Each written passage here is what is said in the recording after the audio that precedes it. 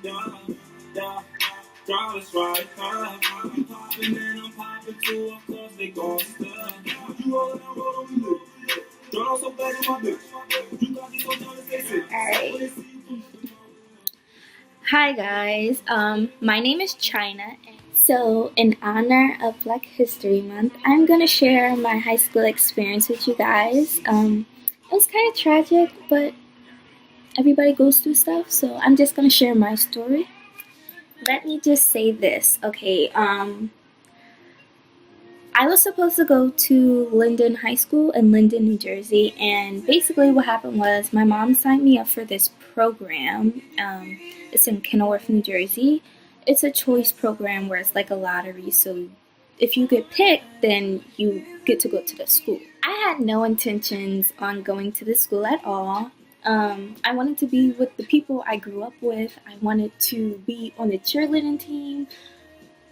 I was already on the cheerleading team because they had tryouts in the summer, so I had made the cheerleading team, and my mom gets a phone call one day like, oh, congratulations, China won the lottery, she's in the school. Okay, now, I don't want anybody watching this video to take offense to what I'm saying, but this is what I personally went through, and my friends know what I went through being in this school, so I'm just going to tell it how it is. I'm going to tell exactly what I went through because I don't feel like I should have to sugarcoat it. So basically, at the end of summer, I got accepted, and basically what happened was I went to the school, I signed up for classes or whatever.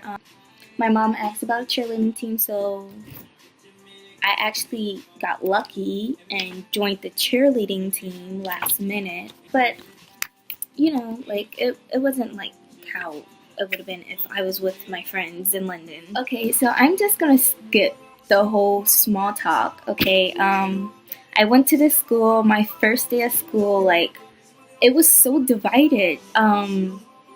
It was like the cafeteria at lunch reminded me of Mean Girls. Like, the movie Mean Girls. Okay, so if you haven't watched Mean Girls, I'll explain it to you. Basically, Mean Girls is divided into sections for lunch. You have the popular kids, you have the kids that still play with action figures, you have the soccer team, the football team, you have the cheerleading team, you have Asian nerds, cool Asians, varsity jocks, unfriendly black hotties, girls who eat their feelings, girls who don't eat anything, desperate wannabes, burnouts, sexually active band geeks, the greatest people you will ever meet, and the worst. Beware of the plastic. So, my first day at lunch, I was lost. I had no friends except for the people I knew on the cheerleading team, and if you knew me growing up, I was always quiet. I have a squeaky little voice. I was always really quiet, and I didn't speak to nobody. Like, it's not that I was stuck up or a bitch or anything, but I was shy and I was quiet. So I didn't speak to nobody unless I was spoken to. And if people walked past me and said hi, I would give them a little smirk, That's how I said hi. Like, I was very shy, not open at all. So basically, one of my cheerleading friends invited me to her table. Didn't really last long because there was a table across from us where it was just like all black girls and boys, I think. Yeah, well, one of the black girls actually came over and started talking to me. So, her name was Tony, and if you're watching Miss Tony, thank you for being my friend. But she came and sat with me. That was the only person I talked to, actually heard me speak. I started to share secrets with her. She became my best friend. She just shared the whole high school experience with me. So when I became friends with Tony, Tony introduced me to a lot of people, diverse people.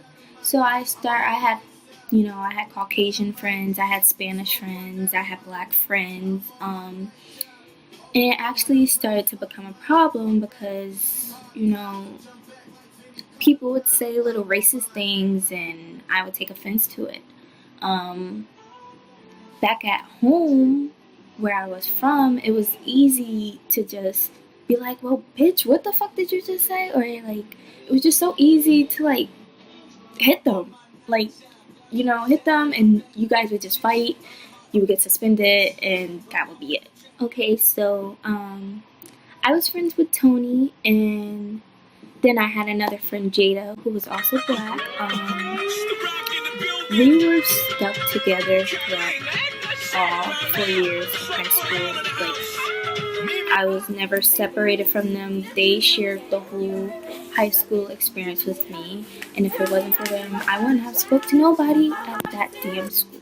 What started to happen was there was a girl who made a list of people that was going to be invited to her birthday party. And she also made a list of people who wasn't going to be invited. Me, Jada, and Tony were on the people who were not going to be invited list. And the girl that made this list, I sat with her at lunch every day for a couple months.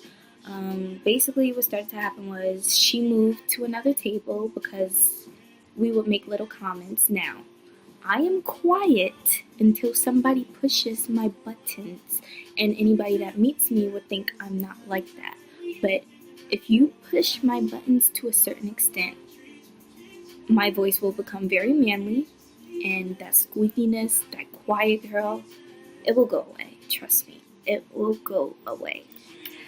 So basically, there's comments being made across the lunchroom. So, me, Jada, and Tony, it was some other people that I wasn't really as close to as Jada and Tony, but they were also the same race.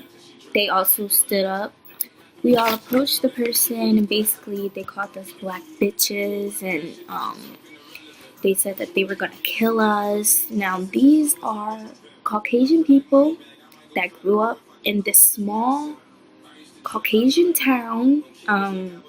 They don't know no better. Their parents taught them to basically down talk black people. And, this was the first time I ever dealt with this. So when this happened, the other people went to the principal and basically said that we were threatening them. And we had got in trouble because we were defending ourselves, and they told me I couldn't be within distance of these people. They suspended us. They gave us Saturday school.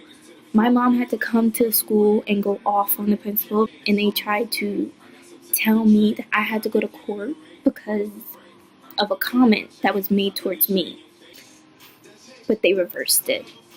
So, yes, racism is still alive because I dealt with it my freshman year of high school.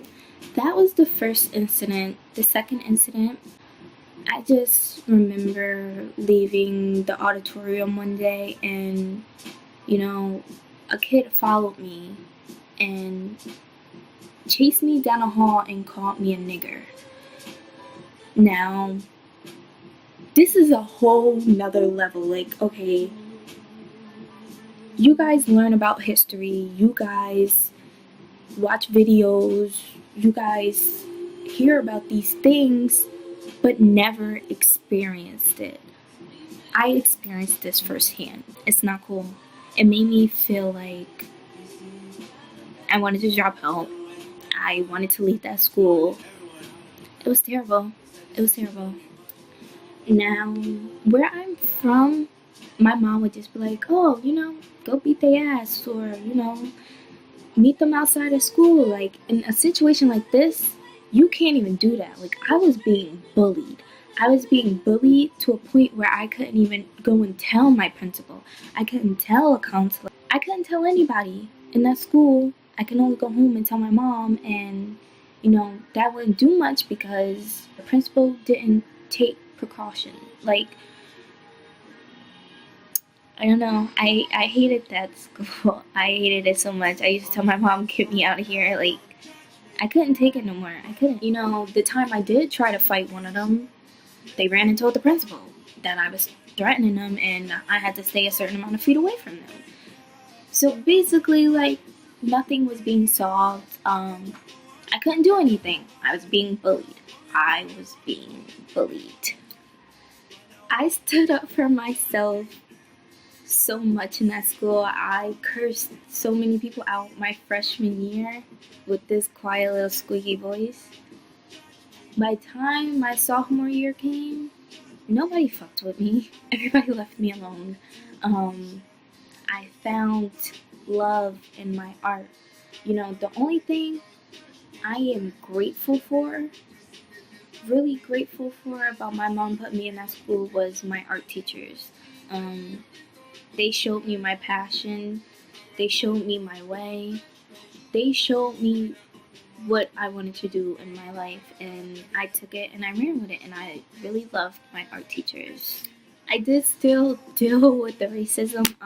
Actually, my sophomore year, I had a friend. She was, I believe, Italian. Basically, she told me I wasn't invited to her Sweet 16 because I was black. Now, remind you, I'm half Irish. I'm not just black. I'm half Irish. But somehow, I'm this light skinned girl with this nice, beautiful hair, and they don't know why I had this beautiful hair because I'm black. And that's what I was told. Why do you have curly hair if you're black? Because I'm half Irish. Like, the stuff I dealt with was crazy. I never thought I'd be the person to go through that kind of stuff. Like, I heard about it. I just never thought I would go through that kind of stuff. And the moral of this story is I went to the school. For years, I learned nothing about Black History Month. You know, February came. I learned nothing about my ancestors. I learned nothing about Martin Luther King. I learned nothing about Black history. They didn't celebrate it. We had school on MLK Day. And I kind of had to teach myself a lot of the things I know about Black history now because they didn't teach me that in school. Racism exists. It's very serious. People think, like, I see comments on social media and people will be like, oh, well, why didn't they just beat their ass? Like, if that was me, I would beat their ass. And it's not that easy. It's not that easy when it comes to Caucasians. So, for 4 years, I wasn't really able to embrace Black History Month because I didn't learn anything about it. So, it kind of became a thing for me. I love the Black culture. I love my Black culture. I was just never really able to fully celebrate it. This year in Black History Month is special to me because I was able to be in an art show for Black History Month. And it kind of opened my eyes up and it kind of made me want to share my story. So I hope everybody learns from this story. If you're watching this and I went to high school with you, don't take offense to it. It's not your fault. You grew up, you were raised like that. I love everybody that I graduated with, but you know, it was terrible. It was terrible.